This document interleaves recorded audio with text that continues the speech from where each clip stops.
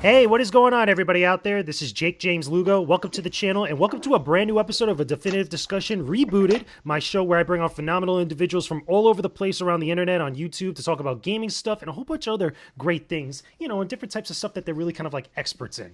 Hopefully you guys have been enjoying all the episodes I've been putting up here on the channel. I've been trying to give you guys a lot of great content, including this episode, which I've been looking forward to because this is going to be dope. I have another guest on the show who's awesome, who not only I've talked with, on occasion here and there, but I've had him on one of my previous shows, but I wanted to have him on here for you guys. Colin Moriarty, founder of Colin's Last Stand, former co-founder of Kinda Funny. Again, he was at IGN. You guys know him. You guys know Colin. So most of you that probably listen to this know Colin. Colin, what's up, my man? How you been? I'm good. Thank you. How are you doing? Thank you for having me on. Appreciate you. Of course, man. Yeah, again, I've been busy. I'm trying to do a bunch of stuff here, but I figured, you know what? I wanted to do an episode about reviewing games. Like, just the idea of video game reviews and stuff. And I was like, you know what? Who better than to kick this type of stuff than with Colin? Because I feel like you've got years of experience. You got more years than me, like straight up, like without question. So you've been doing a lot of reviews over the last, I think you've been reviewing games for about 7 to 10 years, right? Almost a decade, correct? Let's see. Let me think. Roughly. I technically reviewed my first game for IGN in 2004. Like on and off for 15 years, I would say, something like that. Because I was a strategy guide writer for a long time. Okay, so you're getting close to the dime years, pretty much. At this point, or the double dime years like that. But the reason why I think this is important is because I feel like, this is a good conversation to have with someone that's been doing this for a long time. And I feel like everybody has an opinion about reviews. Like, they're all over the place with the internet. And, like, you could just go online on social media and just find, like, a million of them. But, like, not good, concrete, like, solid opinions or perspectives about reviews, I feel like aren't really that common out there. So with you, let me ask you this. Like, when you think of the term or think of the idea of, like, doing a review of a game, like, what's the first thing that comes to mind for you? It's all about, first of all, it's about identifying it ahead of time and then the acquisition of the game. And True. then, so I honestly start there. I mean, I'm staring right now at a Post-it note on my desk that says The Division 2, Sekiro, Phoenix Wright, Days Gone, and Rage 2, just with dates after them. Cool. And those were the games in like the Q2 area, last half of Q1, and then in the Q2 that I wanted to review. So I start there, and then I start reaching out to publishers and all of that. But then, I think reviewing each game is its own unique beast. And so I never go into any experience with any preconceived notions about how many notes I'm going to take, or if I'm going to take any notes at all, or how long I'm going to play, and all of that. I really think you have to approach every game with an open mind, not only in terms of the content of the game, but in terms of how you're going to criticize it. I agree. And so I try not to, and I don't think I do, go in with literally any preconceived notions. Like Days Gone was my most recent review on my YouTube channel. I watched it. And thank you very much. And it's weird. I got a lot of compliments on that review. I don't know specifically what it was about that review that people liked so much. A lot of people didn't like the game. I think that people were refreshed to see like a different perspective at least from what I saw, because I watched your review and I read a bunch of others when they went out. Well, yeah, it seemed like a lot of people were down on it, and I talk about in my review why I think that a lot of that was. But with Days Gone, I started playing it, and then I ended up taking probably 4 or 5 pieces of paper out of my printer and just writing a shit ton of notes as I was playing it. Nice. But that's not always the case. Sometimes I don't write anything down. I think when I played Spider-Man and reviewed that, I don't think I had any notes at all. And then I think when God of War was reviewed last year, I actually tweeted out and put on Instagram all of my notes. I actually showed people exactly like what I wrote down and how I wrote it down and how I approached it. So to just give them a little bit of an insight into that too. So having done it for so long and for so many different kinds of games, I really just try to go into it with an open mind, with no preconceived notions. Phoenix Wright's another example. That was my previous review, the Phoenix Wright trilogy on PS4. I have played all those games extensively, but I went into the review thinking that I would just beat them all again. But then I realized I don't have to. There's no need to do that. So mid-review or mid-time playing, I'm like, I've played all these. I don't need to play all of them to review the game again. I can relate to this. Yeah. I was saying that I could relate to all this because even with me, again, I haven't been doing it as long as you, but I get a lot of the same type of like parallels when it comes to approaching games, not only on a case-by-case basis, because every game is different. You have to look at it, with the little nuances for each specific game, but even just like, playing games without taking notes. Like I just have that as like a bad habit sometimes where I feel like I want to be present in the moment. So that way when I go to sit down to write about a game or to make a video and like edit and stuff, I just like have and remember those emotions of how I felt when I was playing it, besides like the facts of like, this is what's in the game. This is like certain stuff that's wrong or good about it. Like, but I can kind of relate to that when it comes to like, approaching each game a little bit differently as they come out. Yeah, I think that, it's hard to like, I guess, put into words, but you really just can't know until you know, right? Sure. And I feel perfectly comfortable, like you, just kind of sometimes just going, sitting down with a clear Word document and just writing my thoughts. There are other times where I will sit down and quickly just jot down like 5 things just to make sure that I touch on issues that I think are pertinent. I think one of the major problems with some people reviewing is that they feel like they need to talk about and touch on everything. So I want to ask you about that, because that's something very important, especially for me, being someone that has gone to different editors and worked with everybody when it comes to reviews. Like, every editor is different, like when they assign stuff. And one of the things that I always see that's common is that always comes up is like, do I have to talk about everything? Do I have to touch on every single thing? And the way that I was taught, and I think also you, because you worked with a lot of different people at IGN, and one of the things that's come up is that you have to talk about the stuff that's important. You have to talk about the stuff that stood out to you, or at least that's what it's important, in relation to your opinion. You don't have to talk about every single mode. You don't have to talk about every single character, every single plot point and stuff. Like, does that usually get in the way of making a good, solid opinion about a game?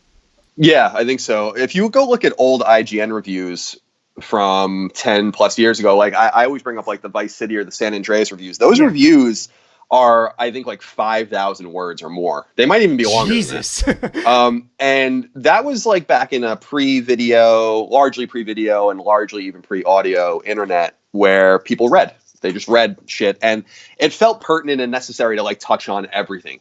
This is a paragraph about all the radio stations, and this is a paragraph about the gunshots sounds, and it's like it's too much. And I recently used a parallel on another show where I said, I learned a long time ago through review editing and being edited that if things don't appear in your first draft, that might be an indication, not necessarily, but it might be an indication that it just doesn't belong there. Like, if you're reviewing a game and you realize, oh, I didn't say anything about the soundtrack in my review, probably indicates that the soundtrack's not that important, or you like didn't care for it, or not even that, it's just not relevant. Like, we could sit down and have a really line by line deep review of any game that can go on for hours, and that could like be thousands and thousands of words, but you also have to look at it through the eyes of the consumer. If someone's reading or watching a review, then how do you most judiciously use their time to let them know what's relevant? Because like, I don't bring up the frame rate. Yeah, me neither. I hardly care about that. Gone review. I don't care. Like, I talk about if it's unsteady. I don't talk about resolutions. Like that's just not the way I review games either. So you just got to keep those things in mind, and I think just be open, be level-headed and open-minded as you go into these experiences, and what strikes you immediately and what strikes you over the experience, I think, is what's most relevant to put in the review. So let me ask you this then, because you brought up an interesting point I want to expand upon. When it comes to doing a review and talking to like a specific audience, I saw a lot of this come up in various different reviews for Kingdom Hearts 3, especially because that's obviously a sequel to a series that's like, got all this other stuff going on for it. And there's a fan base for that. There's a certain crowd that is going to be interested in that game, not necessarily the main general audiences. The Kingdom Hearts fans are going to play that game. But with other reviews that are kind of like that, does it really get a little bit difficult when you're trying to write a review either for like the general audience, pretty much for everybody, or to a specific crowd? Like, which one usually is better, or which one is usually the one that you default to? I always default to a person assuming that, or I guess I should put it a different way. I default to an assumption that a person reading the review has an interest in the game and some sort of baseline knowledge. Yeah. Now, like, we can go into what the game's about, where the game came from. I did that in my Days Gone review. I talked a little bit about Bend, about the game's development cycle. All that's really relevant and interesting, but I'm not going to go into it like it's like a pre-consumer reports kind of like car review where I'm like teaching you every facet of the game and all that. I have to have some sort of assumption that my audience has some sort of knowledge. And that's like kind of what I think the niche is that I've carved out generally online. That kind of differentiates me, I think, from the old work I used to do at Kind of Funny, or what Kind of Funny did generally or does generally, and other things, is that I have a really knowledgeable and really hardcore gaming audience. So I know that I can kind of like skip ahead and get to the intermediate and expert level analysis without having to hold their hands, which is not something that a lot of people, or not something that every outlet or every reviewer, every critic, that's not something they get. But that's something that I get. Like, we start at a certain baseline. And if you're not at that baseline, there's nothing wrong with that. You just have to understand that I'm probably not speaking to you. Do you think that usually that's mostly the case with some outlets, like, again, bigger outlets, just for same example, like the IGNs, the Polygons, Kotakus, where they probably feel like that because they think that it limits the exposure of their reviews to other people? Like, again, they're not just they're trying to talk to everybody in some cases. Like, do you think that's a good or bad thing for them? Possibly. I don't know that I agree with that analysis of their criticism, though, because they Polygon and Kotaku specifically have a different problem with their criticism, which is like, I don't even know who they're writing to. And this is like something that I have struggled with those sites for a long time, because like Kotaku is really bad, with the exception of Jason, who actually is really good. It's just weird. It's just weird. Yeah, it's like this weird balance, right? And but most of the writers there aren't very good, and most of them don't really have a ton of insight, and they clearly don't even really know very much about games, some of them. So a lot of their criticism refers to social justice issues or to issues that I don't feel are irrelevant, because of course everything's relevant. You can write about whatever you want, and I think that's totally fine. Yeah, of course. But in terms of criticism, in terms of baseline criticism, if Kotaku's like looking for a bigger audience, or Polygon's looking for a bigger audience, then the way in which they criticize games is not working for them, because they're not aiming at the lowest common denominator. They're not even aiming at intermediate or expert level gamers. They're aiming at like the very few people that feel the way they do about social and political issues, which is, again, very relevant. True. If that's what you want to write, that's great. But in terms of criticism, I don't think that. I want to hold on to that for a little bit, because again, I want to talk a little bit about that on the Patreon exclusive that we're going to do, because I want to get back to a specific point that, again, something that you brought up tangentially to this, is that when you're talking about, the way that people criticize games, again, when you're reviewing, you're basically criticizing a video game like any other art form that's out there. Movies, I think, are the best parallel to us in the games industry. When it comes to criticizing stuff, do you think that sometimes that reviewers are either a little bit too harsh, or do you feel like you need to be somewhat harsh in order to get to like the meat of like whatever issue is for a particular game, or just to convey what your thoughts are about a game to the audience or to the readers? It's funny, man. I think that if anything, we're not generally harsh enough about criticism. I always use the term exploring the scale at IGN. And what I meant by that was, if we have a 10-point scale, then why is everything getting graded like a 7 or higher? Good question. That can't possibly be true, right? And what are we saying? Are we saying that 8s are all great games, or are 8s great games relevant to games that are less great than it, if that makes any sense? This is why I don't even score games, because I think scores are fucking stupid. Yeah, I want to ask you about that. I want to ask you about scores, because I think that scores are like such a divisive and like complicated and nuanced thing, because I understand the economics behind it, especially for websites, with places like Metacritic, obviously the publishers and all those other people care about stuff like that. But even for the websites, they use scores as like a quick generalization of like how they overall quote unquote feel about a particular game. And that's like something that the audience like latches onto. And I think that they've been latched onto that for years, ever since like, websites have become a big thing. But do you really think though that scores still at least have a place, or no, or they could just completely just be wiped out and will be totally fine? I personally think you should wipe them out. I mean, I made this case at IGN and was basically laughed out of the room over and over again. And again, you had brought up the economics of it. There is an argument internally that the economics of removing scores is bad, not necessarily for Metacritic, but simply for drive-by traffic. Yeah, drive-by traffic. Even if you're not getting hang time, people want to know what the scores are. And if you're known for not giving scores, then you lose that traffic. I know that that's probably a short-term loss, but I don't know that it's a long-term loss. You just simply cut out like the lowest common denominator. I'm not sure that that's a valuable audience anyway. And so to me, I look at scores and I think that they're useless simply because in a Metacritic phenomenon or a game score phenomenon, GameSpot's 8 and IGN's 8 mean different things. True. Back when 1UP existed, 1UP didn't even have number scores, so their letter scores were just arbitrarily turned into number scores for Metacritic. And what's funny is that if they gave a game an F, and F is like a 60 or lower, but they would give the game basically a 6 on Metacritic. So it just doesn't make any sense. And so I don't think that the numbers, unless there was like some sort of convention, like a Geneva Convention between all of the websites where they're like, these are the scores and what they mean, and so it has like some sort of value. Otherwise, I think it's just a meaningless number. And I think that the content is what matters most. And if a gamer, listen, I'm not trying to insult people that just want drive-by scores and like little pieces of information. Yeah, especially everybody's got like little bit of time and stuff, so I can understand and empathize with that. Right, and people don't want spoilers and stuff like that. I get all of that, but generally speaking, I would hope that like an informed gamer would want more than a score, and that's kind of like what I'm doing. Is like I've noticed in my own audience that people complained a little bit back when I stopped, when I reviewed games and didn't give them scores, and now they don't bring it up at all. Like it just doesn't come up because that's what I do.